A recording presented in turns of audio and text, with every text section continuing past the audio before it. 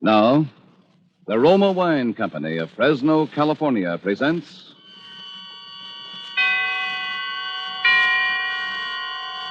Suspense. Tonight, Roma Wines bring you the suspenseful play called My Own Murderer, starring Mr. Herbert Marshall. Suspense is presented for your enjoyment by Roma Wines. That's R-O-M-A, Roma Wines. Those excellent California wines that can add so much pleasantness to the way you live, to your happiness in entertaining guests, to your enjoyment of everyday meals. Yes, right now a glassful would be very pleasant, as Roma Wines bring you a remarkable tale of suspense. And with the drama called My Own Murderer, and with the performance of Mr. Herbert Marshall, Roma Wines hope indeed to keep you in suspense.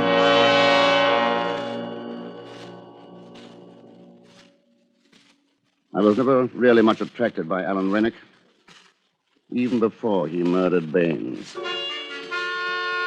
It had been a raw March day, and I returned home at about 11:30 in the evening to find Alan Rennick waiting on my doorstep. Hello, Dick.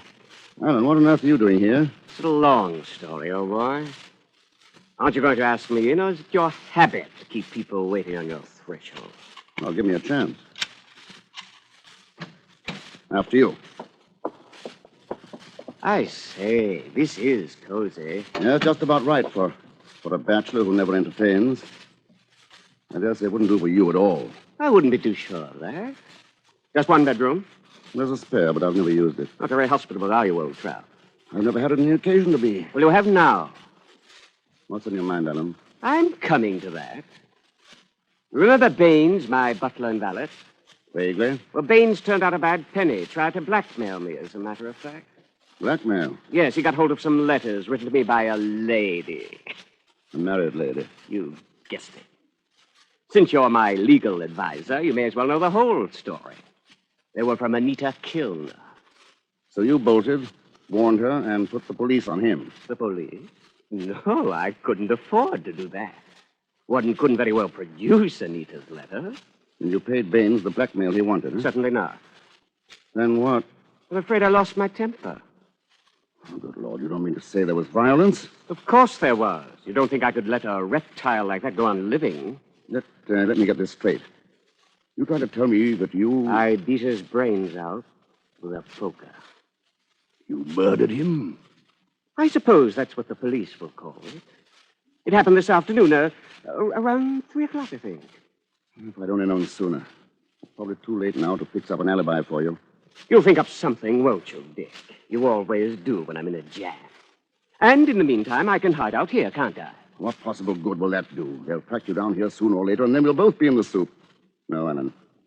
Better get yourself up. Then I'll see what can be done about getting you off. Perhaps we could muss you up a bit and plead self-defense. Is that the best your devious legal mind can dream up? At the moment, yes, I'm a little tired. Well, I'm not going to cooperate. I'm going to stay right here till you figure out a way to get me clear of this. Alan, be reasonable. For your own good, give yourself up. Is it my own good you're thinking of? Or is it because you're afraid you'll be caught harboring a criminal and lose your filthy law practice? That settles it. What are you doing? Telephoning the police. Put that phone down. It's best this way, believe me, Alan. I've already committed one murder this evening. I've nothing to lose by committing another. Sorry, wrong number. You're really afraid of me, aren't you? Now, perhaps. Tomorrow I could turn you in with no risk whatsoever. But I don't think I will. There's a good fellow. I'll let you stay here, Alan. I'll save your neck for you, too. Why this sudden change of heart? You've always thought me rather a worm, haven't you, Alan? Oh, I say, Dicko. You were the dashing man about town, with your escapades and your lordly extravagance and your women running after you. I was just a dull fella trapped in a musty law office. Now your very life depends on me. I suppose that's why the situation appeals to me. It's an adventure, if you like. Well, I don't. I dare say not. It won't be pleasant for you, cooped up in this little flat, with no one but me to talk to. Well, after all, it's only temporary. You may not like some aspects of it, even for a little while. You'll have to do your own laundry, of course. I say. Checking laundry is a favorite police trick. And no lights will be turned on in the flat when I'm not at home. You mean I've got to sit here in the dark? You can go into the kitchen or the bathroom. There are no outside windows in those rooms. Oh, and talking of the kitchen, I think you ought to have your meals there, even when I'm in. You'll serve me in the dining room. Look here, do you think I'm your servant or what? As a matter of fact, it's only fair you should be, since I can't hire any help so long as you're here. Wouldn't it be simpler and more matey if we both dined in the kitchen? I'm not used to dining in the kitchen. Neither am I. Then the sooner you practice, the better. The future's not going to be so simple for you as the past has been, Alan. But after all, you're very lucky to have a future at all. Eh? Well, Dick, whatever it is, one thing is certain. I'll have you to thank for it. But I warn you, Dick, if I do hang, it won't be only for Bain's murder, but for yours as well.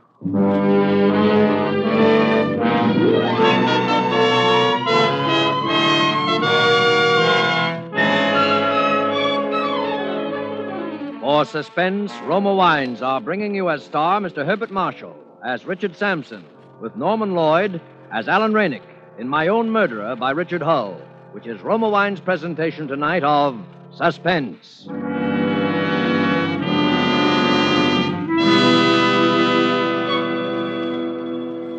Between the acts of suspense, this is Truman Bradley for Roma Wines. Mention the name Elsa Maxwell, and you picture a famous hostess. Mention a meal featuring fish or fowl, and Elsa Maxwell pictures. But let's hear it in her own words. The thought of a piping hot fish or chicken dinner naturally calls up for me the picture of glasses of chilled Roma California Sauterne at each plate. Roma Sauterne is delicate, pale gold in color, delightful in bouquet, and even more important, exquisite in taste. However, you need not wait for a chicken or fish dinner to serve good Roma Sauterne. It goes perfectly with any food. The one important thing to remember is the name, Roma. Each glassful of golden Roma Sauterne reflects the heritage of all Roma wines. Flavorful grapes from California's choicest vineyards, gently pressed, then carefully guided with all the ancient skill of Roma wineries to the full goodness you enjoy in every Roma wine. Roma wines do not vary, are always high in quality, yet they cost only pennies a glass. No wonder more Americans enjoy Roma than any other wine. R-O-M-A, Roma Wines. And now it is with pleasure that we welcome back to our Hollywood soundstage Mr. Herbert Marshall, who, as Richard Sampson in My Own Murderer, continues a narrative well calculated to keep you in suspense.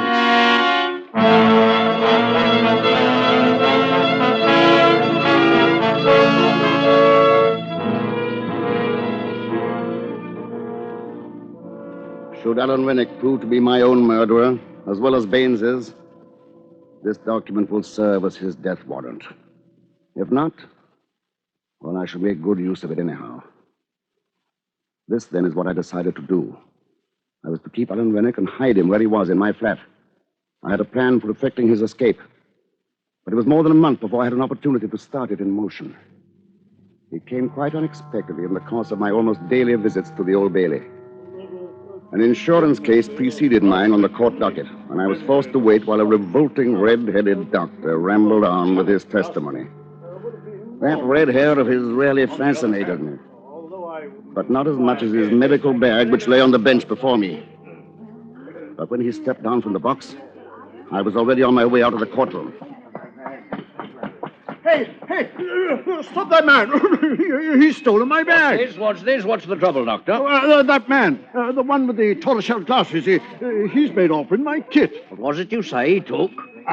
A black leather bag, you know the type, with my name on it. I'm afraid he's lost in the crowd by this time, sir. But if your name's on it, could you identify him if you saw him again? Well, of course I could. He had on tortoiseshell glasses, and he had a bad mastoid scar just under his right ear. All the time he was talking to the policeman, I was standing not more than 5 paces away, lost among the curious crowd that had collected about them. I left the room with the crowd and hailed a cab. When I had taken what I needed from his bag, I threw it with its remaining contents into the ever-useful Regent's Canal. Its owner's name stamped on the outer side of it. was as revolting as his red hair. Jeremiah Bloggins. Jeremiah Bloggins. Now my plans for Alan's escape swung into motion.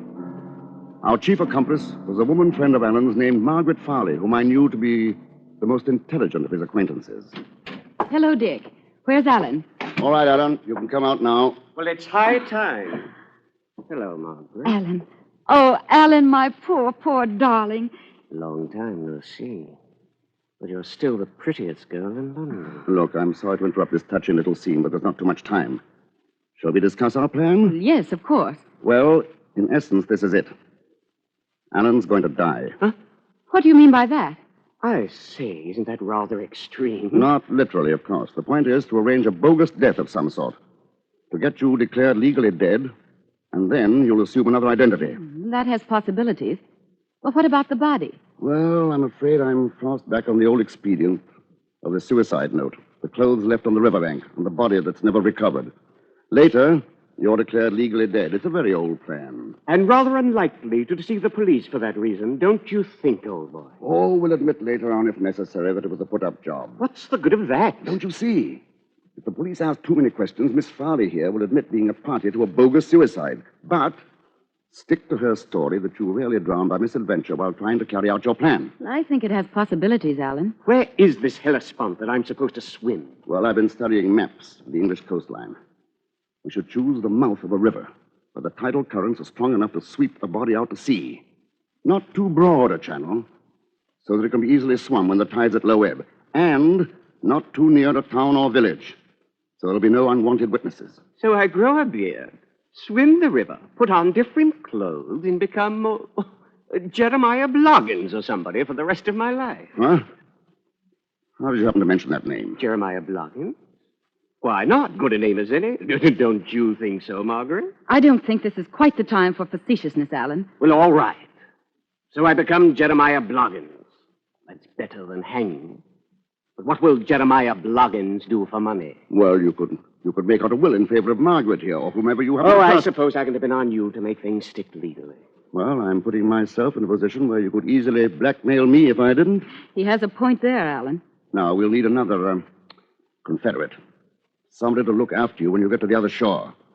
We could leave a car there, of course, but the effect of the cold water... Well, I think it's safer to have somebody waiting for you on the other side. Well, who'll it be? That actress friend of Alan's, Anita Kilner. That woman? Well, how can you suggest such a thing? Oh, come now, Margaret. It's true that Anita's a fool and rather a tiresome one. I don't know whether Dick told you, but her letters got me into this mess. Baines was trying to blackmail me for them, and that's why I killed him. But Dick's right. I need someone, and I can trust Anita because of those letters, if for no other reason. Heavens, what a scheme. Everybody's in a position to blackmail everybody else. Yes, that had already occurred to me. That's exactly why this plan can't possibly fail.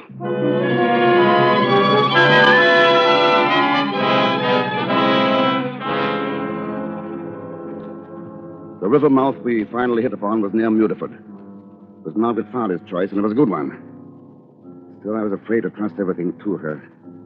So I decided to drive Alan down there and to leave him as soon as I saw him safely in the water.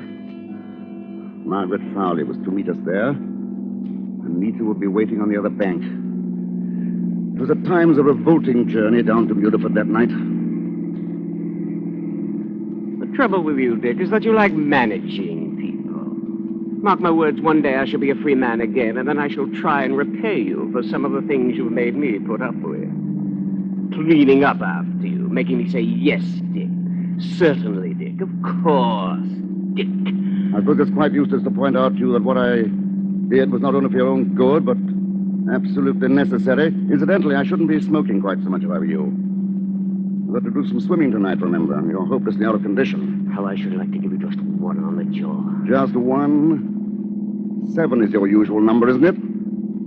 Isn't that what it took to kill Baines? You unutterable swine.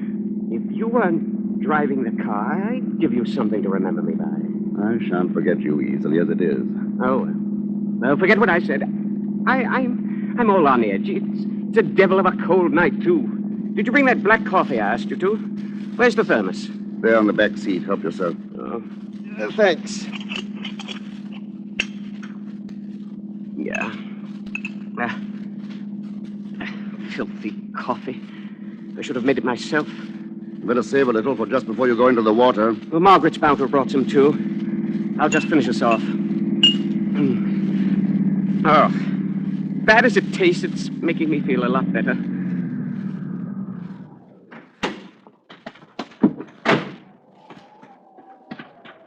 I thought you'd never come. Oh, Alan, you poor boy. We would pick the coldest night in the year. Nonsense. I feel marvelous, marvelous. Well, I brought you some hot coffee. It's here in this thermos. Better save it for just before I dive in. Well, come along. Let's get going. Oh, I wish he wouldn't rush things so. He'll wear himself out before he gets in the water. If I know Alan, he's whistling past the cemetery. Hope he doesn't lose his nerve at the last moment. If he does... You mustn't imply things like that about Alan. Besides, I don't know that I could bring myself actually to push him. You must. You know what he is, and tonight he's especially difficult. All right. I'll do whatever seems necessary. I don't know what's come over me. I feel positively numb. Really, it's much too cold. Hadn't we better try another night? Now, Alan... I can't, Margaret. I'm afraid it's too cold. Here's the thermos. Here, drink this, darling. It'll warm you up. Oh, filthy stuff. Go on, drink it up. There. Oh, I feel terrible. I've never been so cold in my life. No, go on, Alan. Be brave. You were always that. Now, look, darling. No, really. No, don't. No, don't. Please, don't. Ah!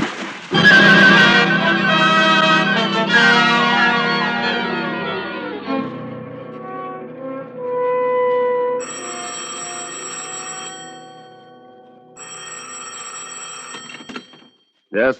Mr. Sampson, Yes? it's Anita. Oh, yes? I'm calling from the inn near Mutford.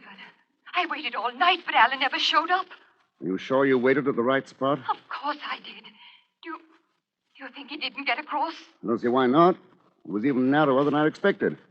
I could have swum it myself.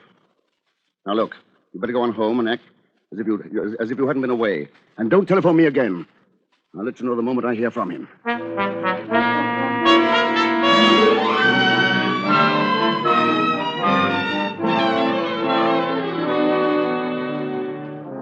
Day followed day with no word from Alan. I had no alternative but to assume that he had drowned there in the estuary that night. The body had not been found, but then we had deliberately chosen a place where the tides could be alleged to have carried it out to sea. The uncertainty was a little distressing. I had not forgotten his threat to come back on even scores with me once he'd got free. And tonight came an unpleasant little scene which did not help my frame of mind. It began with Anita. I know you're angry at me for coming here, Mr. Sampson, but I've simply got to talk to someone. You ought not to have come round here. It isn't safe. Safe? You're a nice one to talk about safety. Do you think Alan's safe now? I don't know. I don't believe you care. He trusted you, and you've let him down. Oh, why did he ever trust himself to a brute like you? You and your plans and your cleverness. Well, where are they all now? And you sit back contented with what you've done. Let me interrupt your panegyric for a moment, Anita. I better answer that. You listen to me first. Oh, will I? We shall see about that. Well, seems to be a gathering of the clan. Oh, it's you, Mrs. Farley. Well, I want to talk to you, too. So you missed him. He didn't come. I did my part. Did you do yours? Well, I did my best. But I don't know. I ought never to have let him go, considering how cold and miserable he was. I ought to have stopped him. Then why didn't you? Because you had a preconceived idea put into your head by this conniving brute of an attorney. He planned it all. And now he isn't going to turn a hand to find Alan and help him if he needs it, because it might jeopardize his filthy little law practice. Well, I'm going to do something about it. I'm going to the police and tell them the whole story. Has it occurred to you the police can't possibly help anyone in this case and may possibly harm all three of us?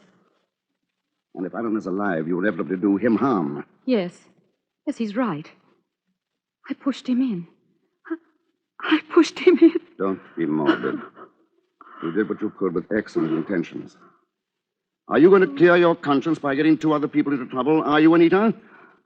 Well, I confess I'm not too keen on helping Margaret to be a martyr for Alan. How dare you? It was you and your hysterical letters that got Alan into this mess. And wouldn't it be ironic if they ended up by being published anyway? That would be a fine tribute to Alan's sacrifice, especially if he's dead and gone.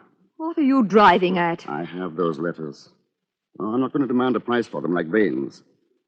But at the same time, You dirty blackmailer. I'm merely forcing you to do something for your own good. Just like giving a patient morphia to prevent him doing an injury to himself. Morphia? Or figure of speech, but I think you understand what I mean. Morphia.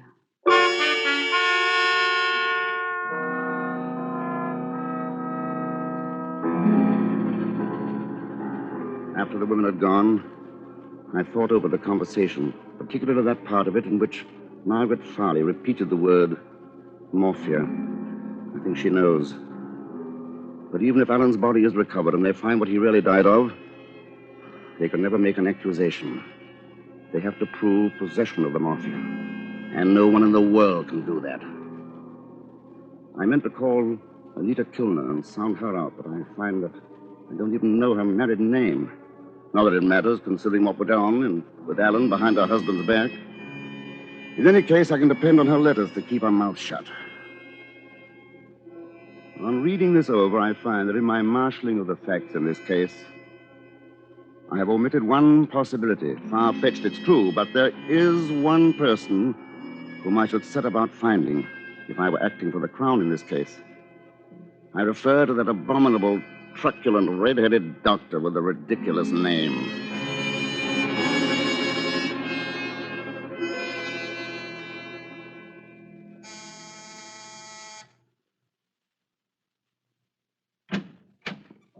Yes, Mr. Sampson.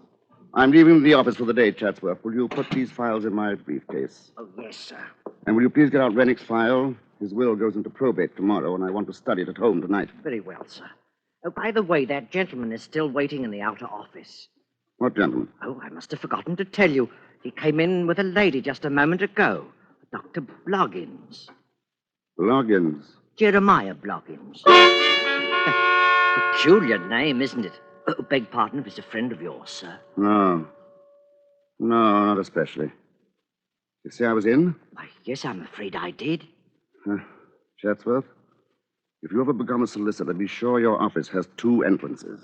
Shall I send him away, sir? Jeremiah Bloggins. I dare say he'd be unpleasantly persistent. Better let him come in. Yes, sir. Will you be needing me, Mr. Sampson? Yes, you'd better sit down. I want you to take down a statement. Yes, sir. Won't you come in, please? Thank you. Hello, Mr. Sampson. I want you to meet... Dr. Bloggins. Yes, we've met before. Oh, Strange you should have been the one to bring this about, Anita. I always thought Margaret Farley the cleverer one. Or should I speak so frankly? Dr. Bloggins knows everything, Mr. Sampson. Yes, I know, but just for the record, are you ready to take down that statement, Chatsworth? Yes, Mr. Sampson. Very well. I murdered Alan Rennick. well, just a moment, Mr. Please don't Sampson. interrupt. Yes, I murdered him. And why not? He was a killer. He forced himself on me and turned himself into my private property. He might indeed be called my own murderer. My motive? Well, perhaps one day the world will learn that the strongest compulsion to murder is hatred. I hated Alan Rennick, and I planned his murder brilliantly. I'd counted on the sea, holding Rennick long enough for the traces of morphia to have gone. I really can't be responsible for the treachery of the elements. Only one man had the evidence to convict me. And the odds against his being found and brought face to face with me were so slight that I'd risk it again. I'm not sorry I killed him. Even now I'm able to say that it's been a great adventure, requiring courage and daring beyond Rennick's wildest imagination. I have proved which of us was the better man. You have all that, Chatsworth? Yes, sir. Oh, add this note at the bottom. In view of the customary bumbling and obtusiveness of the Crown prosecutor, it'll probably be necessary to state that his case will be greatly facilitated by calling as his first witness Dr. Jeremiah Bloggins. Oh, look here, perhaps I'm obtuse, but why on earth are you trying to involve me in your beastly murder? Huh? I say, you mean to say you don't recognize me? Why, no, why should I? Anita, why did you bring this man here? thought you knew. He's my husband. After Alan's body was found, I decided to tell him everything. We simply came here to get the letters. And you don't even remember me? When your bag was stolen while you were testifying at the Old Bailey. Well, so you're the blighter who did that. Good heavens. That's where you got the morphia. Out of my bag. Yes. I suppose I could get you as accessory after the fact. But that would only confuse the Crown prosecutor. Well, on the whole, I'm rather glad it worked out this way. After all, as Nanki Poo says in the Mikado, there's much to be said for the advantage of having it done by the public executioner.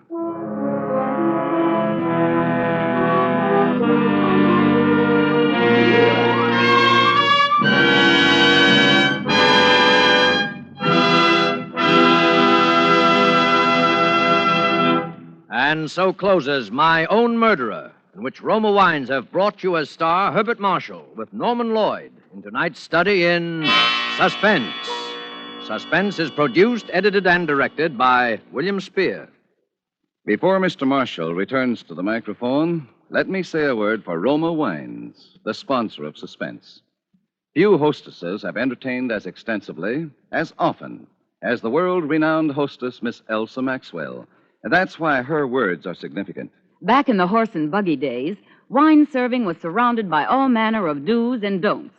Today, it's fashionable to serve delicious Roma wines whenever and however you choose. For example, delicious, versatile Roma California Tokay is a light, moderately sweet, flame-colored wine that goes well before or after meals, during cocktail hour, actually delightful at any time. Serve your Roma Tokay cool. While Roma Tokay differs in flavor from other Roma wines, it is like them in these respects. Always delicious, never varying in fine quality. And since Roma wines cost only pennies a glass, you can serve them often. Remember, more Americans enjoy Roma than any other wine. And the next time you use vermouth, choose Roma vermouth.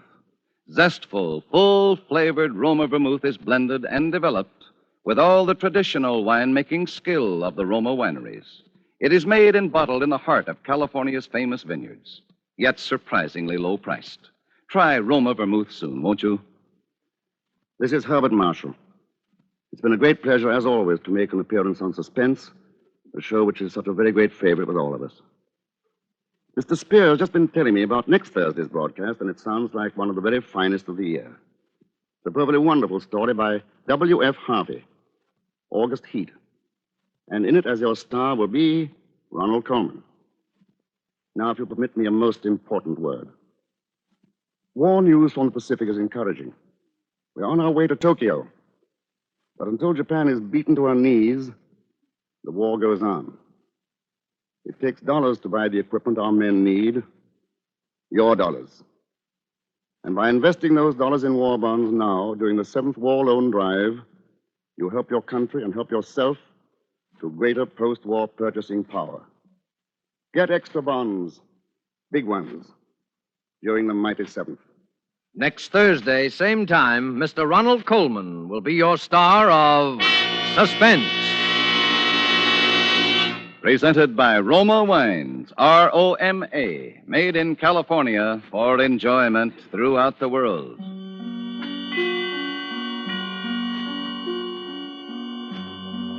This is CBS, the Columbia Broadcasting System.